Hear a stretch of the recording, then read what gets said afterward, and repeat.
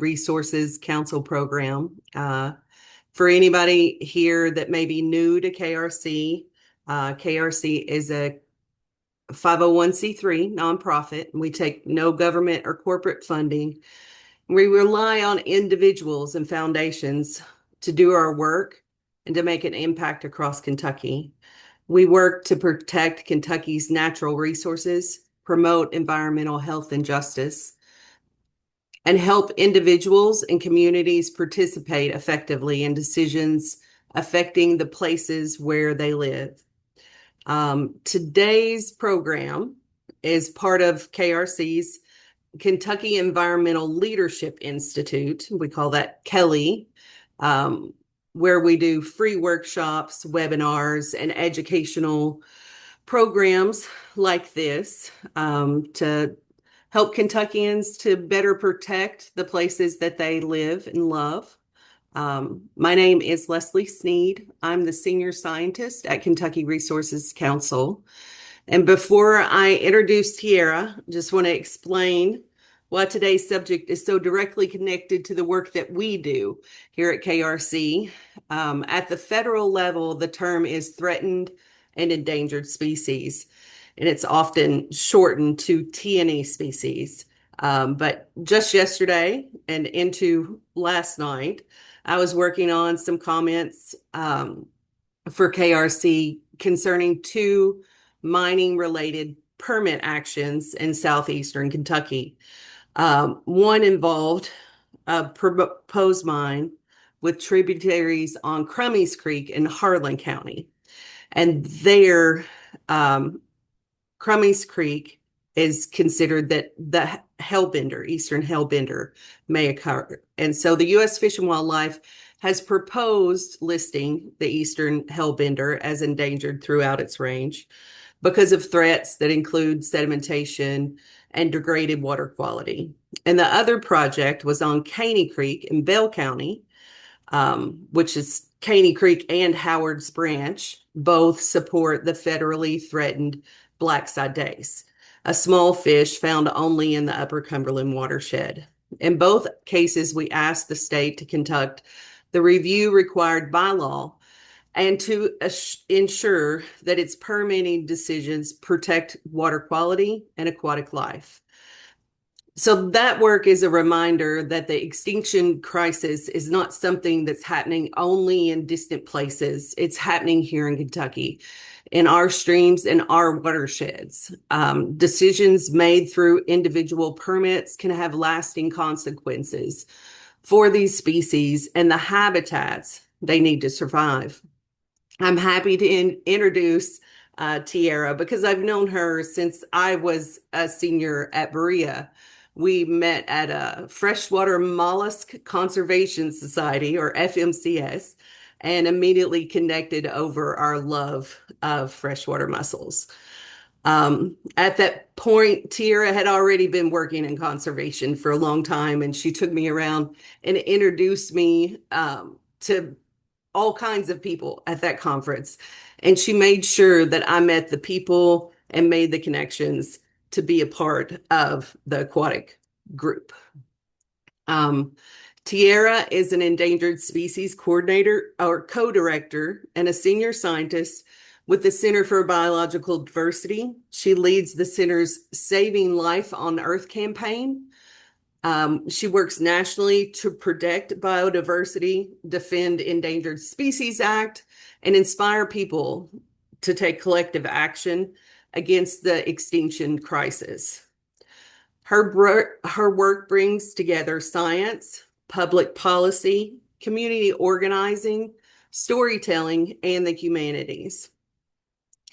Tierra grew up in southeastern Kentucky, where she spent her childhood exploring Troublesome Creek and learning about the plants and wildlife around her. Surface mining later polluted the creek and damaged her family's well, helping set her path towards environmental advocacy. She graduated from Berea College in 1997, where she studied English and Spanish and developed an appreciation for community building, storytelling, and compassion. And before joining the Center for Biological Diversity in 2007, she works as an amphibian field biologist, environmental educator, and a community organizer. Today, Tierra is going to speak with us about threatened and endangered species, the threats they face, and what we can do to protect biodiversity here in Kentucky and beyond. And thank you so much, Tierra, for being here, and thank you for encouraging me. So I will turn it over to you. Thank you, Leslie. You made me cry. I have all the respect in the world for Leslie because she, day in and day out, is wading through really technical permits that make you want to rip your hair out. I told her recently I wouldn't survive a single day behind her desk. So I'm so grateful to her for the work that she does and to all of you for being here today. I'm gonna share my screen. Can you see it? Okay. That's like the most extensive introduction I've ever had. And Leslie, you wrote a lot of that yourself. So we're going to talk about Kentucky's endangered species today. I'm joining from former Shawnee territory in Somerset on the dammed body of Lake Cumberland. Let's see if I can figure out how to advance my slides. Oh, come on. There we go. So I work at the Center for Biological Diversity. I've been doing that for like 20 years now. The center is a national nonprofit conservation organization dedicated to protecting endangered species, wild places, and the climate they need to survive. And we do this because we think that the well-being of humanity is completely intertwined with the well-being of nature and that all species are important and are important for human survival and for their own self. So today we're going to talk about how cool Kentucky is. We're going to talk about a lot of cool Kentucky species. We're going to talk about the Endangered Species Act and specifically the species in Kentucky that are protected at the federal level. Then we're going to spend a lot of time talking about hellbender, salamanders, and monarch butterflies because the campaigns to gain protections for them have extended into a decade and a half now because they're just amazing, cool species that I love a whole lot. And they're both umbrella species, so that if we can get protection for them, that'll protect a lot of other species as well. Then we're going to turn to the not fun part of this talk, and we're going to talk about political interference with the Endangered Species Act, which, if you're joining this webinar, I'm sure you've heard about and been tracking. And I got to tell you, it's rough. It's the ESA is always under attack to some extent, but it's never been under as much attack as it is right now. And so then we're going to talk about how you can help and get involved in those policy battles to save species. So this is little me on Troublesome Creek with my mom and my sisters fishing. And when I was a kid, all I wanted to do was play outside and try to find pawpaws and catch spring peepers and do the things that you do when you grow up in Kentucky in such a beautiful place, surrounded by so many kinds of plants and animals. And because I grew up there in Knott County, just surrounded by beautiful mountains, I fell deeply in love with the natural world.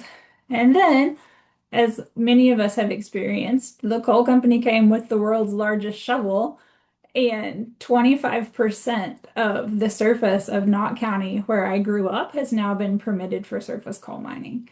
So you get this conjunction of this beautiful, amazing place that's teeming with life and this drastic threat that scrapes away the land, fills in the creeks, releases all kinds of pollutants, ruins your well water, as Leslie mentioned. And so, even as a kid, I was aware of this. And my first overlap with KRC was actually when I was in grade school in the Save the Home Place campaign. This is my great uncle, Jay Conley. He was the mailman over in Floyd County, and he was a community organizer before community organizer was a word. And he knocked on doors and talked to people about the broad form deed and the state constitutional amendment to save the old home place and prevent coal companies from mining right under people's homes and farms. And KFTC, Kentuckians for the Commonwealth, made this video called I Was There. It's about the first 30 years of their history. And I was living out in Portland, Oregon, and I watched it and I saw my uncle on there, and I didn't even know this footage existed. And he said, he's on video, and he said, we took our case to the people, we took it to the state. We went all over the state with it. The other side had the money, but we put forth the effort. We had the elbow grease. So they had the cash, but we done the footwork. And so I was in grade school watching all of this happen, but watching the mountains get destroyed, but also watching people come together and organize and fight it and win. And that kind of shaped the course of my life. And so I grew up knowing about KRC, and it means a lot to me today to be on this webinar as an adult doing this work. So Kentucky is an amazing place to live. There's so much running water in this state, so many wetlands. Kentucky is globally significant in terms of biological diversity. This is a map of just a basic map of the number of different species found in areas. And you can see, I don't know if you can see my cursor, but here in the central Appalachian Mountains, the darker red colors signify more species. And so this is just an amazing place to be in terms of the number of salamanders, crayfish, fish, turtles, dragonflies, so many amazing species, but also, unfortunately, under threat. And this slide I actually found on the Kentucky Resources Council website. The link is in the bottom, and Leslie is probably going to drop it in the chat for you.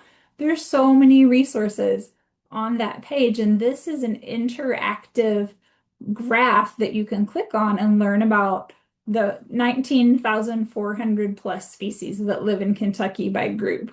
And you can see here clearly that we are surrounded by insects. There's 15,000 different species of insects in Kentucky, compared to 53 species of amphibians. So just so much life. Unfortunately, there are 68 species that used to live here in Kentucky that aren't here anymore. They're either globally extinct or they're extirpated from the state. And so the most recent ones to be declared extinct from Kentucky were the Carolina parakeet, which actually it went extinct a long time ago, but the Fish and Wildlife Service just declared it officially extinct a couple years ago. The yellow blossom pearly mussel was a mussel in the Cumberland River Basin. It was last seen in the mid 1960s and was officially declared extinct in 2023. And then the Tatum cave beetle was a little beetle that lived in one cave in Marion County. This isn't actually its picture. This is a picture of a relative because we don't have a picture of it. And so from beautiful species that are umbrella indicator species to tiny endemic species just found in one cave, wildlife at all level is threatened and needs us to pay attention and take action. The United States in the last 500 years has lost about 650 species to extinction. But the Endangered Species Act has prevented the extinction of 99% of the species under its care. And so once a species gains the protection of the act, it has a much better chance of surviving for future generations. There's 52 Kentucky species that are protected under the Endangered Species Act right now. There's 9 more species that are proposed for protection. Of these, some are wide-ranging species like the whooping crane and the Rufa red knot, which are migratory bird species. The alligator snapping turtle is proposed for protection, and once that's finalized, it will be the only protected reptile in Kentucky. And the clear little creature on the end there is the Kentucky cave shrimp. It's a crustacean that lives in Mammoth Cave. And of the 100 or so species that are found only in Kentucky and nowhere else, 20 of those are state endemic crustaceans, and a lot of them are underground species associated with Mammoth Cave. So just I personally take a lot of joy from knowing that nature is so wild and vast and wonderful, and there's all kinds of weird and beautiful creatures out there, more than could possibly fit in my brain, and that brings me a lot of comfort to know that it's so much bigger than me. So once a species gains Endangered Species Act protection, a couple different layers of actual safeguards kick in. One is under Section 9 of the Act, which prevents take. It makes it illegal for any person to harass, harm, we're going to talk about harm more later, pursue, hunt, shoot, wound, kill, trap, capture, collect, or attempt to engage in any of the above behaviors. So basically, you can't mess with endangered species. And up until very recently, like a couple weeks ago, that included their habitat. And we'll talk about changes to the definition of harm towards the end. Another layer of protection is with federal consultation. So under Section 7 of the Act, any federally funded or permitted activity has to consult with the U.S. Fish and Wildlife Service or the National Marine Fisheries Service to make sure that that action is not going to jeopardize endangered species or adversely modify their designated critical habitats. And that is played out in a couple cases here in Kentucky with KRC that I worked on that we'll talk about. But basically, the Endangered Species Act is an amazing law. It's been in place for more than 50 years. So many species that we kind of take for granted now, like bald eagles and brown pelicans and gray whales, are still here because of the act. And also lots of little species that we don't ever think about, like the magazine mountain shagreen snail from Arkansas, which was protected because of the threat of development and then delisted once that land was protected. So it's an incredibly powerful law with broad public support. Lots of people think about what the law tells you can't do, which is what we just talked about. But on the flip side, Endangered Species Act listing brings good things like a recovery plan that federal biologists write that lay out the steps needed to recover a species, the amount of money that will take, and how long that will take. It also brings ongoing funding to tribes, states, scientists, research institutions to figure out how to help this species and to put educational programs in place to teach people about them and not to persecute them. Like the Lake Erie water snake was declining not because of habitat degradation, but because people were afraid of it and were killing it. And so there was this really large public education campaign about the snake, about how it was harmless to get people not to persecute them. And it was delisted due to recovery a couple of years ago. Same with the least tern. This species was really impacted by large dams across the country. And then the Endangered Species Act brought better dam management and also brought protection from harassment for the nesting areas and educational signs so that people didn't mess with the nest or let their dogs run through the nest or things like that. And then here in Kentucky, a plant was recently delisted, like in the last 6 years, due to recovery called the Cumberland sandwort. And it is a cliffline species that basically was trampled by recreationists until there was an education campaign and signage to protect it. And now it's off the list. So broad-ranging species, narrowly endemic species, all the species, once they actually gain protection, get safeguards and funding. Kentucky has 28 species of freshwater mussels. As you can tell from my background, I'm a big fan. So is Leslie. It's like the core of our friendship. Freshwater mussels are so cool. Kentucky had 104 species historically. Several have gone extinct or been extirpated from the state. There's 28 that are federally listed and 5 more that are proposed. Unfortunately, freshwater mussels and snails are the most imperiled group of animals in North America. We've already lost around 30 species of freshwater mussels to extinction and more than 70 species of freshwater snails. Freshwater snails get even less love than freshwater mussels. But mussels are super cool. They're beautiful. They come in all shapes and sizes. Leslie can identify them for you. I actually can't. I take pictures and send them to her. The ones on the screen have great names because the people who used to collect them before plastic buttons were made of mussel shells and mussels were harvested to make jewelry and all sorts of things historically. And so the people who were out collecting them to like remember what they were gave them these names like rabbit's foot and spectacle case and snuff box and round hickory nut and orange foot pimpleback pearly mussel. And just reading a list of freshwater mussel names will make you smile because they're so fun. And that's just like what they look like. Their life history is amazing. So out in the rivers, they kind of just look like rocks on the bottom of a river.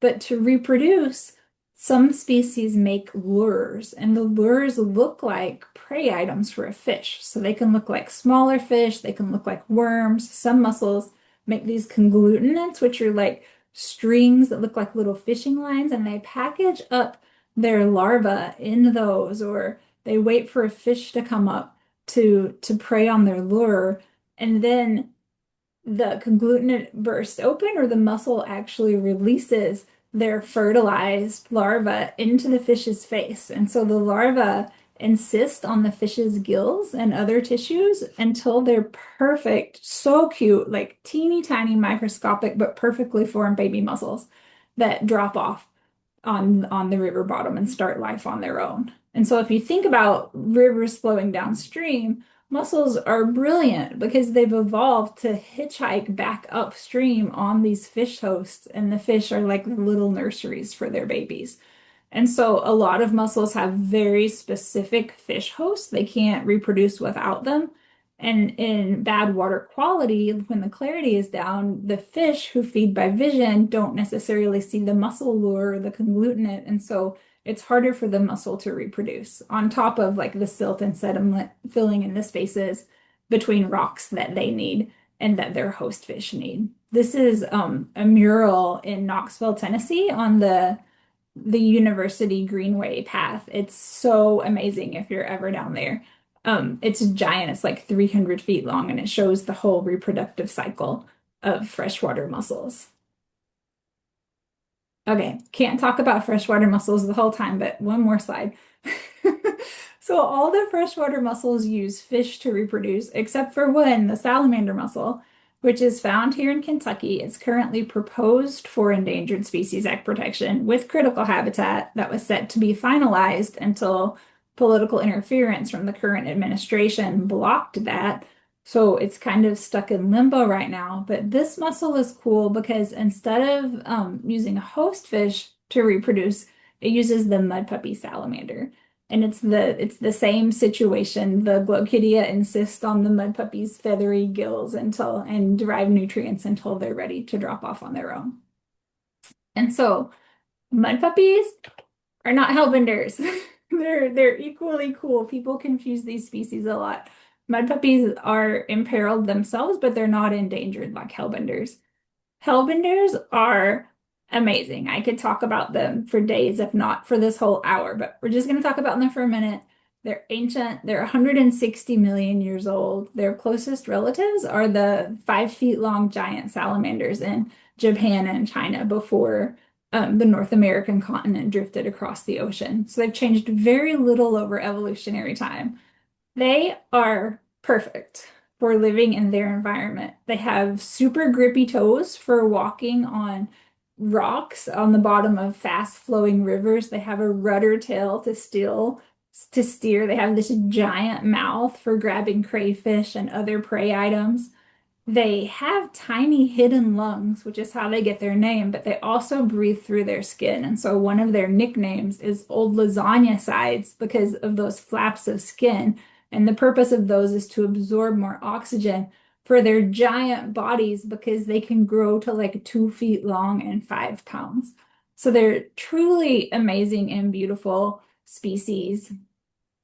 They People ask how they got the name hellbender.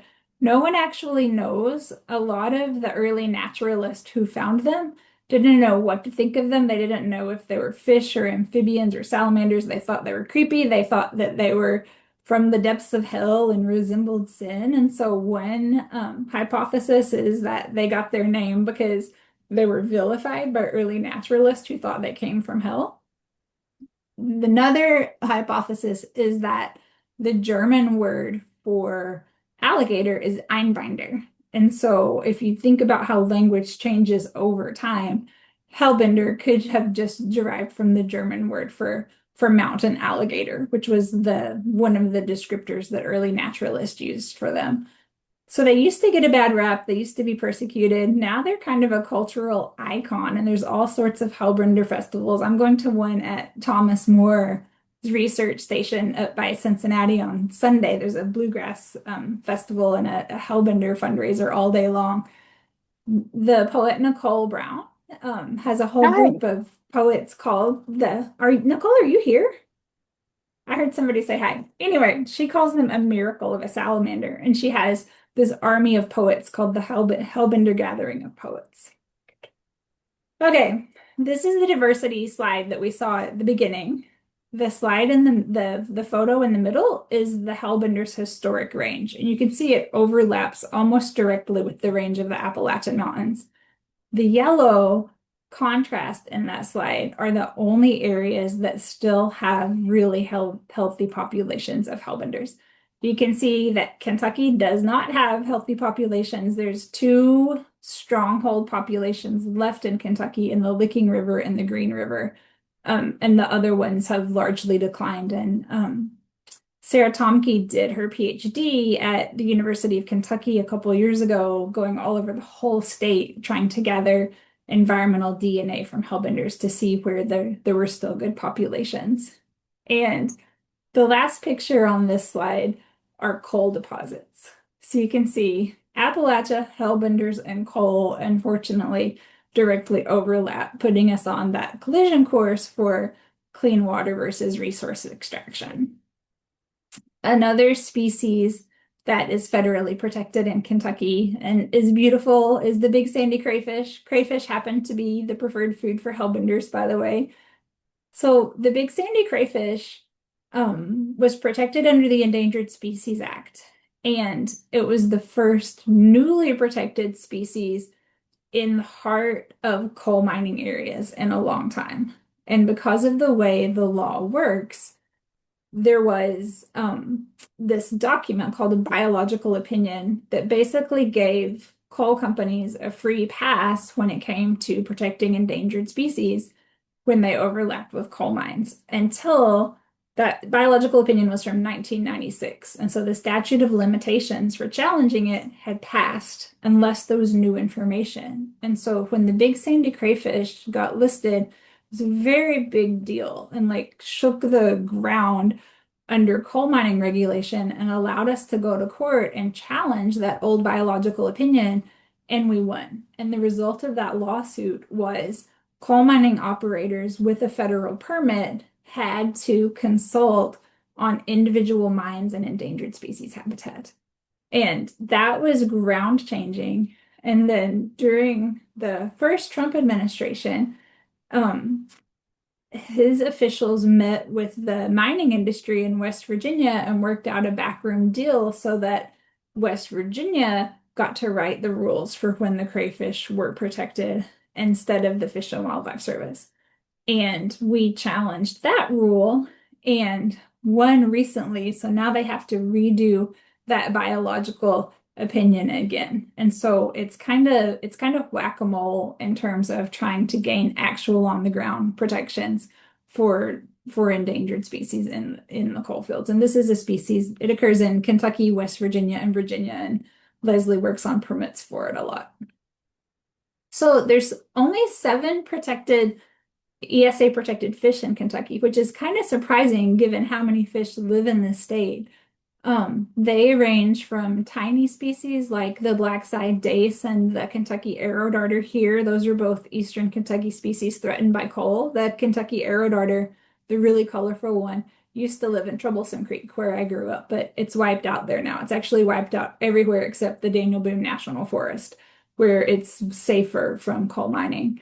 To the pallid sturgeon, which is 5 feet long and lives in the Mississippi River out on the western end of the state. The other kind of nondescript brown tan fish here is the relic darter, and it is endemic to the state of Kentucky. It only occurs in the Bayou de Chien watershed out in the western part of the state. So it's one of those 100 or so special species that are here and nowhere else. There's only 4 protected mammals in the state of Kentucky. That was interesting to me when I was pulling this together. They're all bats. Bats, again, are another species threatened by coal mining, logging, development.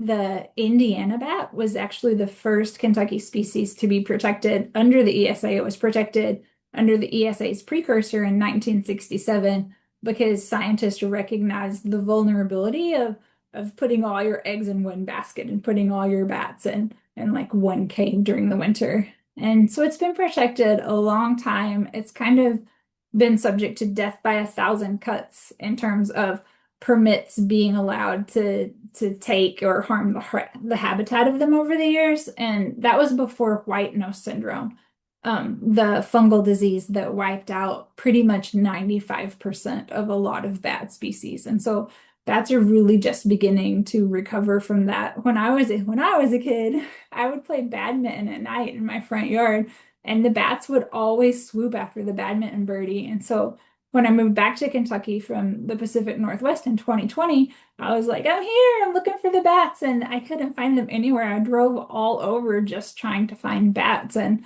learned that you have to go to very good habitat to see them these days, and they're certainly not going to be in my yard if I play badminton. The purple mural here is an Indiana bat mural that we put up in Cincinnati. We're going to talk about more about the northern long-eared bat here in a minute. So there's 9 plants protected under the ESA in Kentucky. The mural here is the white fringeless orchid. We put that up in Berea with Kentucky heartwood. It's a beautiful species that lives in forested wetlands, survives on the Daniel Boone National Forest. And the other flower here is the Kentucky glade cress. It's endemic to the state of Kentucky. It only occurs in a handful of counties centered around Jefferson and Bullitt County. And so development is the primary threat to it because it has very specific soil requirements. It only lives in cedar glades on limestone soil with a shallow water table. And I worked with KRC and a lot of other people trying to protect this little flower from the Jim Beam pipeline that LG&E constructed a natural gas pipeline through protected areas on Bernheim Forest to supply more natural gas to Jim Beam for basically to promote sprawl via bourbon and pass it on to ratepayers. And so we worked on that for years. We lost that pipeline is being built, but we did get them to root it around the critical habitat of this flower, which is not to say that they didn't bulldoze right through protected populations of this flower on private lands, but because there was a federal permit, we were able to get them to reroute it. So we lost, but we lost slowly and got some concessions. Okay, now we're going to talk about monarchs. Monarchs are amazing. They're beautiful. Have you seen one this summer? Like, react in the chat if you've seen a monarch this summer. I've seen 2 all summer long. So monarchs are a species that when I started working on, I didn't think that they could possibly be endangered because they occur in 48 states. I see them around. Like, how could an insect that's just like core to American childhood summers become endangered? And so I started looking into it and ended up petitioning the U.S. Fish and Wildlife Service to protect them back in 2014 when the population was the smallest it's ever been, because monarch caterpillars only eat milkweed. And so when companies started genetically modifying corn and soy crops to be resistant to Roundup, then a lot more Roundup was applied more often, and it largely wiped out milkweed in agricultural fields where most monarchs had been born before that. And so that was in the summer breeding grounds, just so many fewer monarchs started being produced in the United States. But monarchs are super special because they migrate. And so there's 2 populations. The population west of the Rockies overwinters in forest on the coast of California. The population east of the Rockies, which we have here, the monarchs here and from southern Canada, the northern United States, at the end of summer, they fly all the way to the mountains of central Mexico and they cluster together in these Oyamel fir forests above 10,000 feet. It's kind of a Goldilocks situation. The forests aren't so warm that they fly around and use up their body fat, and they're not so cold that they freeze to death. Neither one of those things is exactly true anymore. But before climate chaos, this worked for them. And so in the winter, the whole eastern monarch population, which is 99% of monarchs, are clustered in these small forested areas in Mexico where a single catastrophic winter storm or forest fire or felling of their forests to grow avocados to export to the US is having a major impact on the population. So if fewer monarchs being born in the US, they have to migrate past so many roads and past so many hazards and through so many pesticide treated fields to get to Mexico, and their forests in Mexico aren't safe anymore either. And so that super generation of monarchs, the ones from the end of summer, fly all the way across the country, all the way to Mexico, spend the whole winter flying north again and lay their eggs, and then they die. And then you have 3 or 4 summer generations until that super generation is born again. And this is so incredible and miraculous to me that like the great great great grandkid of a monarch wakes up in like New York State at the end of summer and figures out how to get back to Mexico where its grandparents overwintered. Just amazing. And I don't think that we should mess that up. Monarchs have declined by 90%. So they're proposed for ESA listing that has stalled out under the current administration, and we have active litigation to get a date for that for them to make a final determination, and hopefully that will be finalizing the listing. So one tangible thing that I do that makes me feel better about the extinction crisis is planting milkweed. It's a little hard to get started because you have to cold stratify it. I do that by putting the seeds on wet paper towels and putting them in the fridge for a couple weeks and then starting it in trays. Once you get it going, smells amazing, brings tons of other pollinators to your yard, and brings monarch butterflies to the yard. And that is a little thing that I can do that everyone can do to help out. Okay, so that's all the cool species. Now we're going to talk about yucky political interference. And one example of this is the drama of the northern long-eared bat listing. So lots of bats have been listed for a long time. When white nose syndrome hit, the northern long-eared bat was one of the species that was most affected. This species is unique in that it's an interior forest species. Northern long-eared bats really like mature forests. They like to roost in the bark of older trees, as you can see here. A lot of other bat species are kind of habitat generalist, but not northern long-eared bats. So when their population crashed out, we filed an ESA listing petition for them in 2010. In 2013, they were proposed for protection as endangered, but in 2015, after a lot of industry outcry, they were listed as threatened instead of endangered, which is more protective, and they were given a 4D rule, which is supposed to benefit species, but in this case, it exempted habitat protection. And so the service said that they were primarily threatened by disease, habitat loss wasn't a big deal, and didn't protected very small areas of their habitat. And so we challenged that. It took until 2022 to get it reversed, and they were listed as endangered. That pissed off industry. They ran to Congress. Congress used the Congressional Review Act, which is where both houses of Congress can vote together to undo something the previous administration did. That CRA passed Congress to delist northern long-eared bats, and President Biden vetoed it, and they remained protected. But that was a ground game changer because that's the first time that a species almost got delisted via the Congressional Review Act. Species have been delisted before by like budget riders, like happened to wolves in some states, but that would have been the first use of a CRA to delist a species.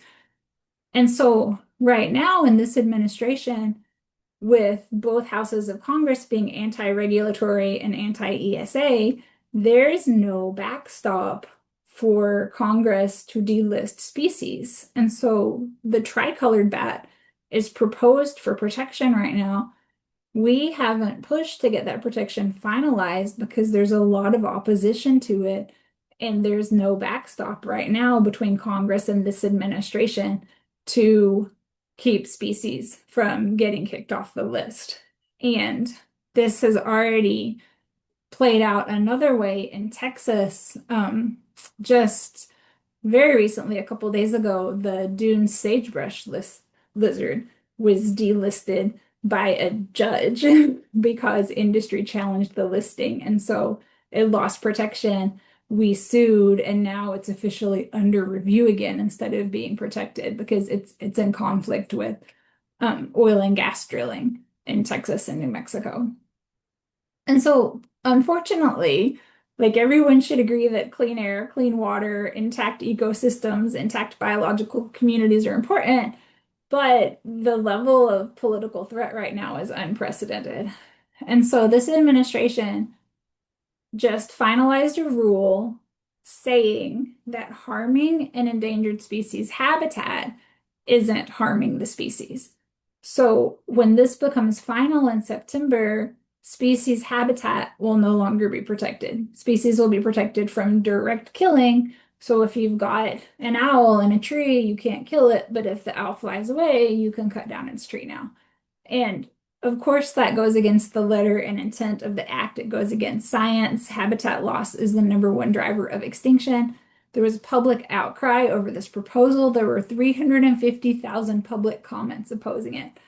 And the administration ignored all of them. And it took me a couple weeks to get up the courage to read the final rule. And when I did, it was pretty amusing. It read like a late night comedy script because it literally says, we received all these comments, but we ignored them. We received many requests for public hearings, but decided not to grant them. We were asked to extend the comment period, but decided not to. And here's 100 lawsuits that say that harm includes habitat loss, but we're going to ignore them and go with one dissenting opinion from Scalia and quote him 200,000 times in this obviously AI written rule. Like it was really frustrating, but it was also really amusing how sloppy it was. And so with a coalition of other environmental groups, we're already challenging this in court. But it's bad. I'm not going to lie, it's really bad. Other changes the administration has made to the ESA: threatened species used to get blanket protection. So they basically got the same protection as endangered species. That's not true anymore. Going forward, threatened species will only get specific protections written for them. For designating species critical habitat, the service can now take into consideration economic impacts from corporations and landowners. If they say it's going to cost them money, they can get that habitat excluded unless it's going to drive the species absolutely extinct. Species threatened by climate change alone aren't going to be eligible for critical habitat protection. And you know that they know that they're wrong because instead of publishing this in the Federal Register at 8:45 a.m., like a normal rule, they dropped the announcements at 4:59 p.m. on Friday afternoons via press release. And we couldn't even see the actual text until days later. So, like, the whole thing was so shady. How to help? So, that's the bad news. The good news is there's still lots of ways to help, and I'm confident that in the long run, we're going to fix this mess. Like, it's a big mess right now, but I do think that in the end, we're going to be able to fix it.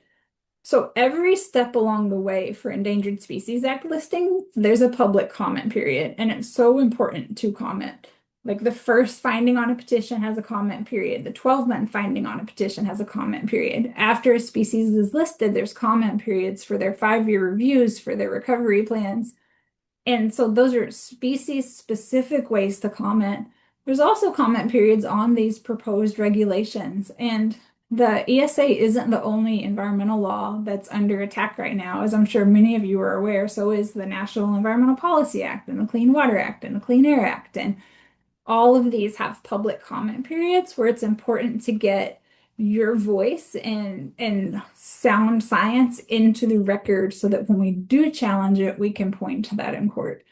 And also, it's a really good moment to turn to state and local protections. And I know that's an uphill battle here in Kentucky, but once federal habitat protection is listed, it's going to come down to what we can do at the state level to save these species until we get things fixed at the national level.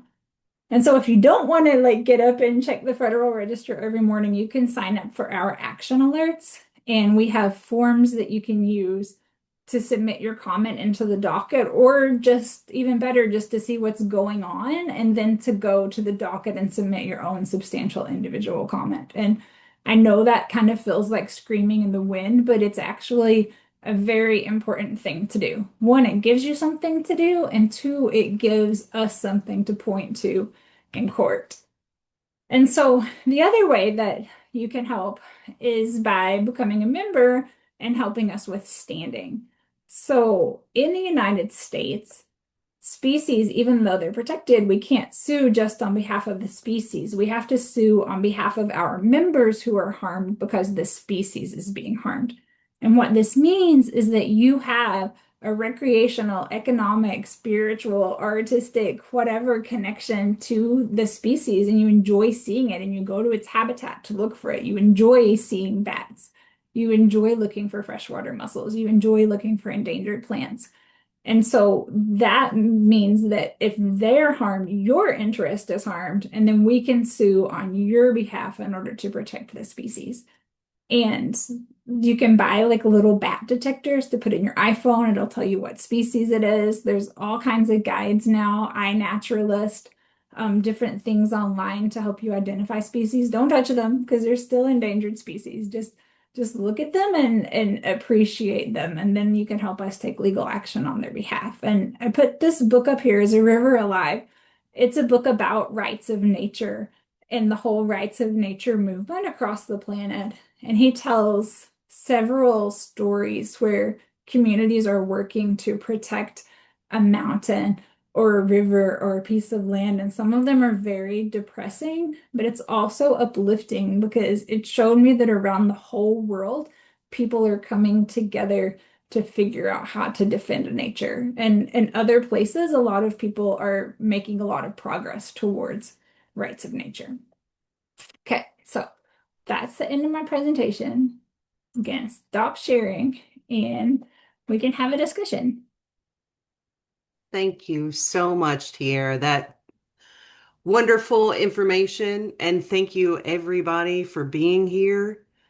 Um, absolutely. If you guys have any questions, if you want to just unmute and give a question to us, we would do our best to answer them. I'm gonna just put ask everybody to unmute in case you want to. You don't have to, but if you have a question, go ahead. Um,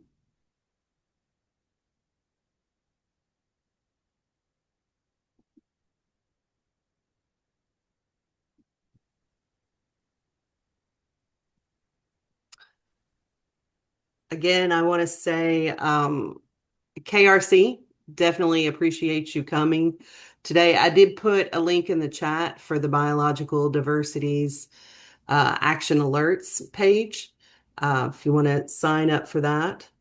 Also, just as a reminder, um, I'm going to put in here for Kentucky Resources Council for our donate page. Again, that we don't take any money from government funding or corporate funding, and we rely on the good people of Kentucky to help us keep this going and talking about the endangered species and working on all of those things. But if anybody has a question, just go ahead and ask. I'll wait for questions.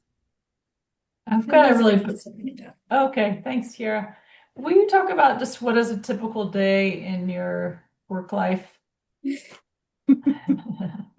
There's like the before times and there's now. Now I True, check the fair. Federal Register at 8:45 a.m. like this, and like it used to be over then, but now that they're dropping these rules at 5 p.m., it's like this all day long. Like it's Friday at 1 o'clock right now, so who knows what they're gonna do in 4 hours. Um, but I see what they're doing. I put out a press release about it or contact somebody on staff to put out a press release about it. I figure out who's going to write comments on it. I figure out like what attorneys and groups are going to work on it.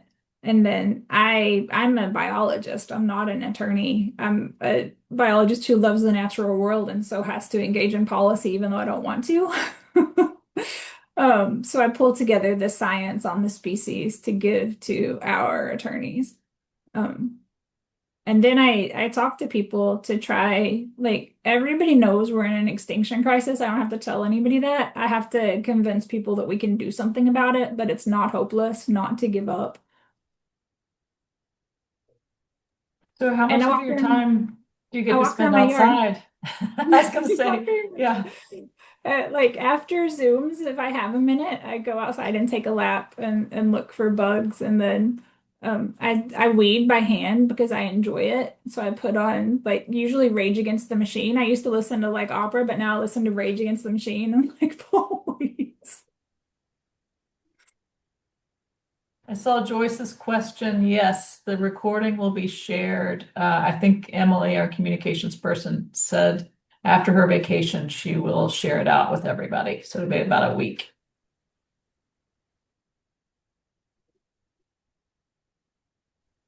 Tierra, I just wanted to, oh, sorry. We're calling on someone. Sorry. No, go ahead. I just wanted to say thank you that this was such an interesting, it was such an interesting thing. And, I work with an organization called Wilderness Louisville that is the Friends Group of Jefferson Memorial Forest and the Natural Areas Division. And we're working on the glade crest remediation, like trying to preserve the great glade crest. So it was interesting to hear you speak about flora and not only fauna today, that all, had to remember that all of our living species are threatened right now. And just a good reminder. Thank you. Yeah, thank you. Speaking of organisms not regularly brought up, um, I like the bringing up of insects and basically how outnumbered we are by them compared to the other macroorganisms. Um, Now, I often come across a lot of people who just really don't care. So, I like to talk about all the fireflies on my property because we live a little out in the country. And there, maybe they've never seen a field full of fireflies, but a lot of people just say like, well, they're just bugs that glow. Who cares? Or I took in a turtle that had been hit by a car and had it properly rehabbed, and a lot of people said, well, why bother? It's just natural selection. Let the animal die on the side of the road. And on one hand, it's kind of scary that people are talking about living animals like that. But I think there's this big bias that like only mammals are animals and only animals are alive, like plants aren't alive. I think there's a lot of people that think that.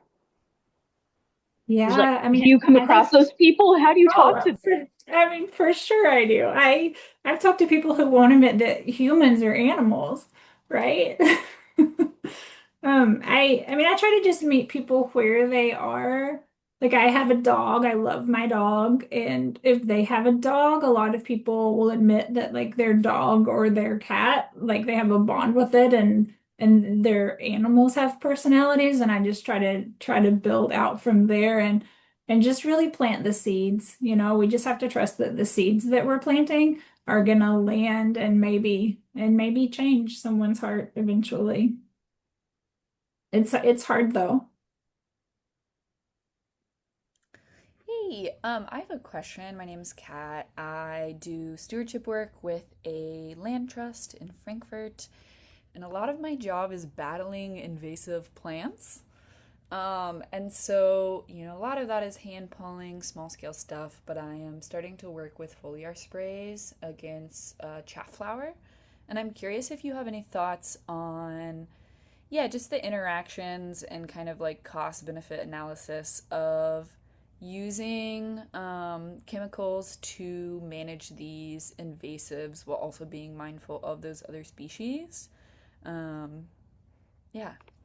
Yeah, that is a tough one, and I'm not an expert there at all. I know that like for several endangered butterfly species, the reason they continue to decline is because invasive plants are crowding out their host plant.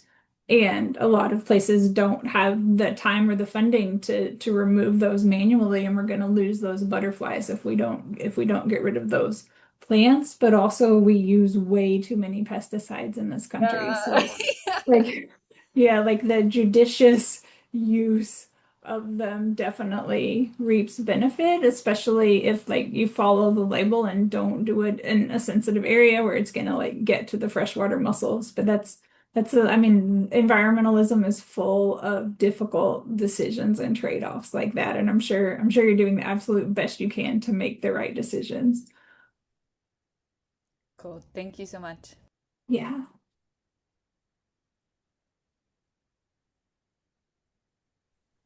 Hi, can you hear me? Mhm. Um, my name's Crystal. Firstly, I just want to say I really loved your presentation and I love how obviously passionate you are. You're very good at storytelling.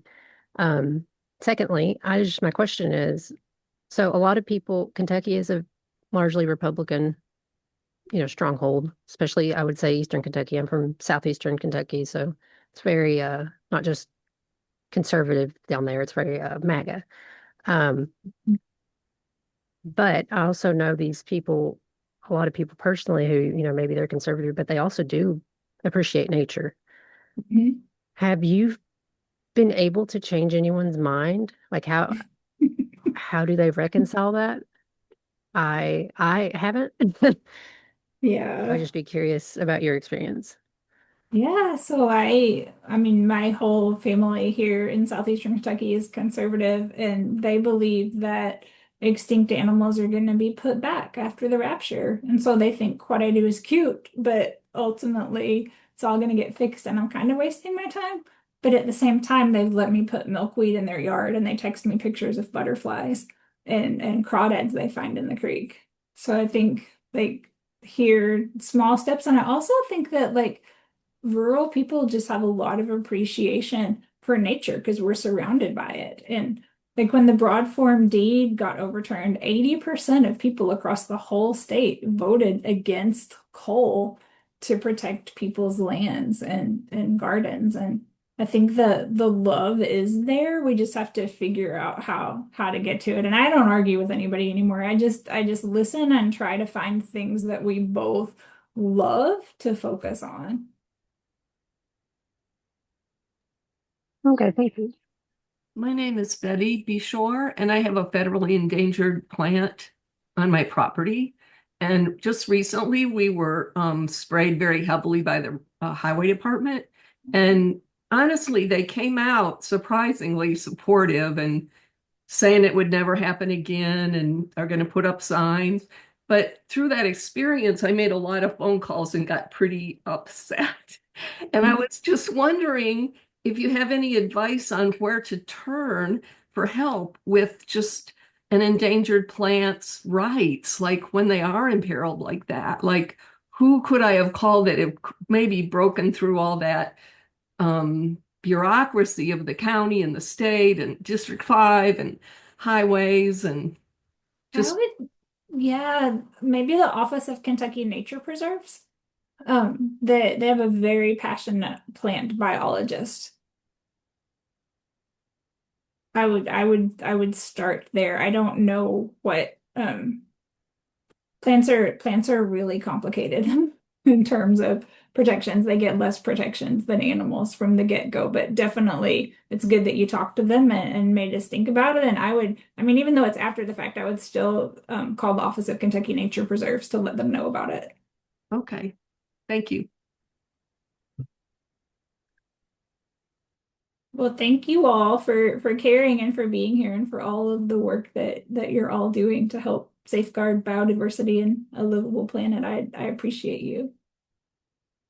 Oh, we appreciate you, Tierra, so much. And just want to say too, whenever you have an issue with anyone, this goes for any department, that make sure you put things in writing. Make sure you describe exactly where you are, exactly what happened.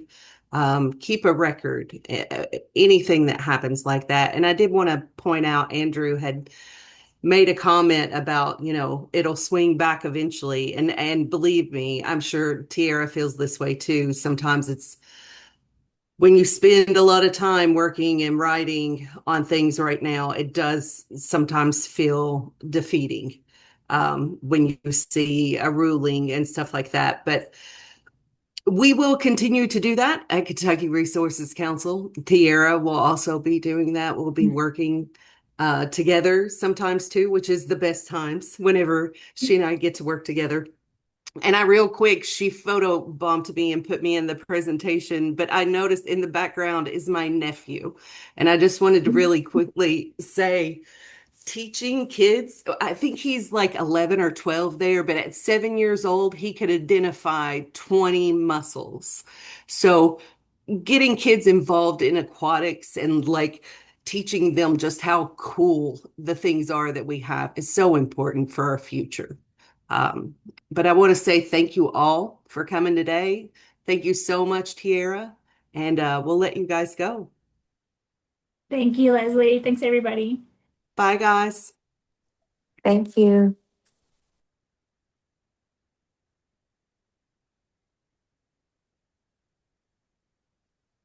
I remembered that that was your nephew when I found that picture. He's so cute. He's like I love